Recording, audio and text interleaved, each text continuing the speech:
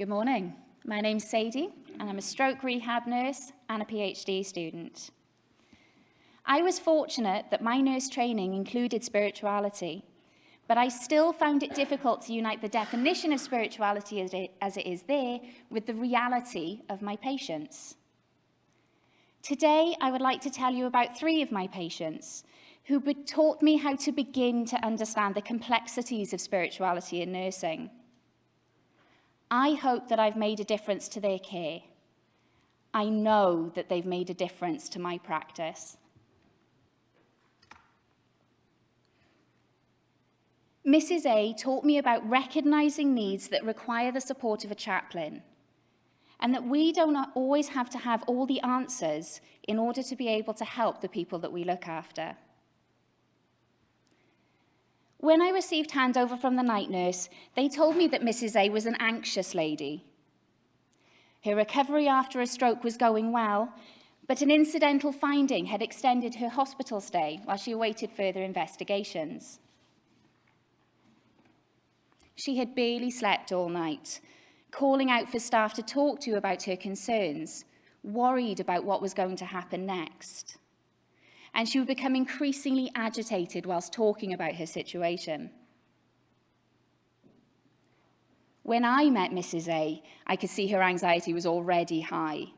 Her body language was defensive and her tone was sharp. Rather than engage in conversations that she'd already had with other nurses, I encouraged her to talk about her life. Where was she from? What did she do? And as she began to relax, what was important to her? Who was important to her? She spoke of her relationship with her grandson and how important it was for her to return home so that she could play with him. And she told me about her niece and of the faith that her niece held. In this context of a developing therapeutic relationship, I was able to ask whether she had a faith. Up until this point, she'd been very closed, and I wasn't able to ask the question. She told me that she did hold a faith, and when asked if she'd like to speak to a chaplain, she welcomed the chance. This lady spent half an hour sobbing with a chaplain. I don't know what was said, but I do know that she felt much better afterwards. While this didn't remove her anxiety or change what was happening to her, it did seem to grant her some peace. She had been identified by us as anxious and difficult, but she'd had a spiritual need and needed the support of a chaplain, and this made a difference to her care.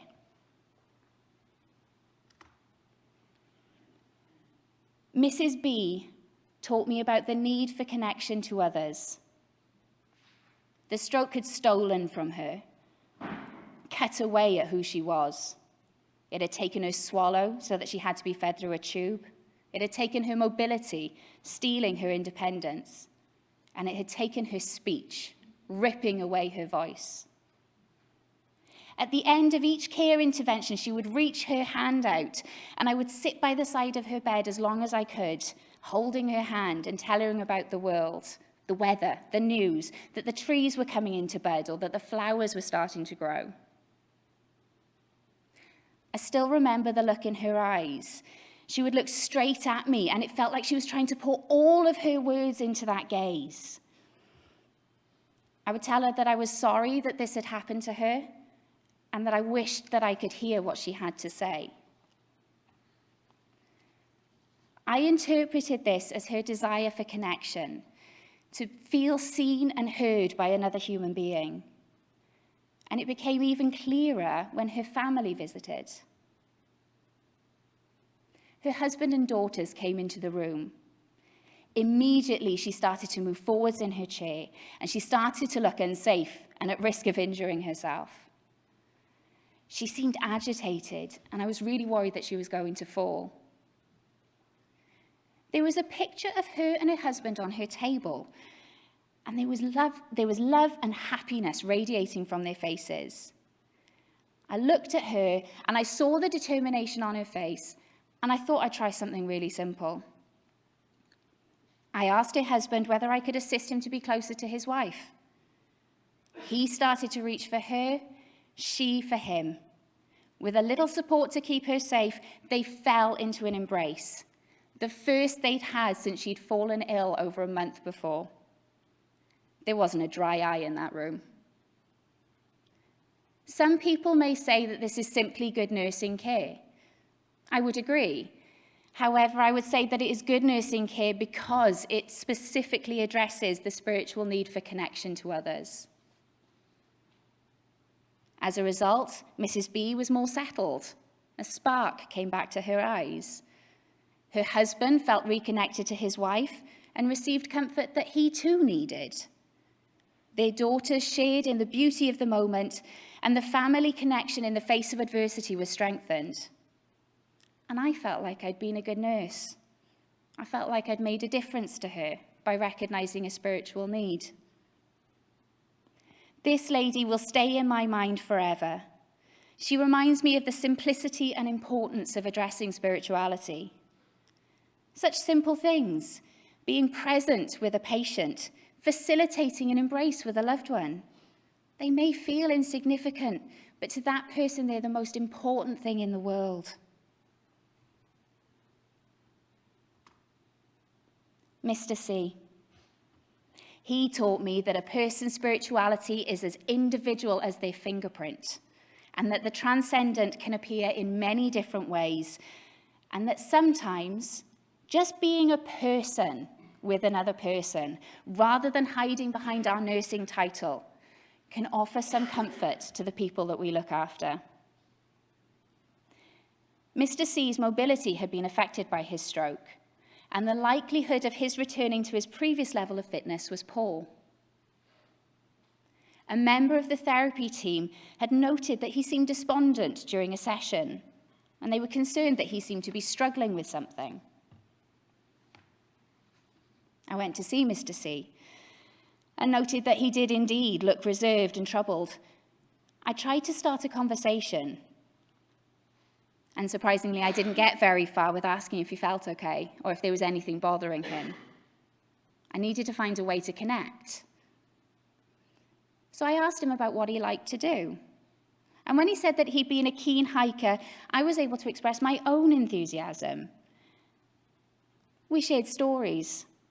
And any concerns I had about rubbing salt in the wound were quickly gone as I saw him cheer and become more excited by the memories of his adventures. We eventually touched upon a most incredible moment.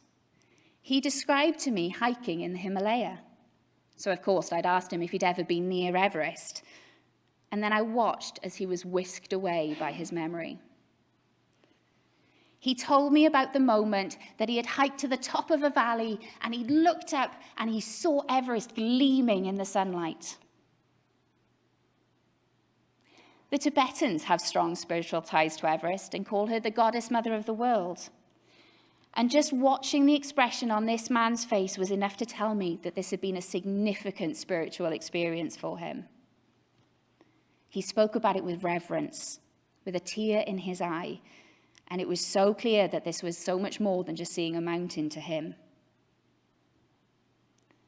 Mr. C taught me that understanding someone's spirituality can help us to understand the struggles that they face. For him, his stroke had broken his connection with that which gave him meaning, and his connection with the transcendent.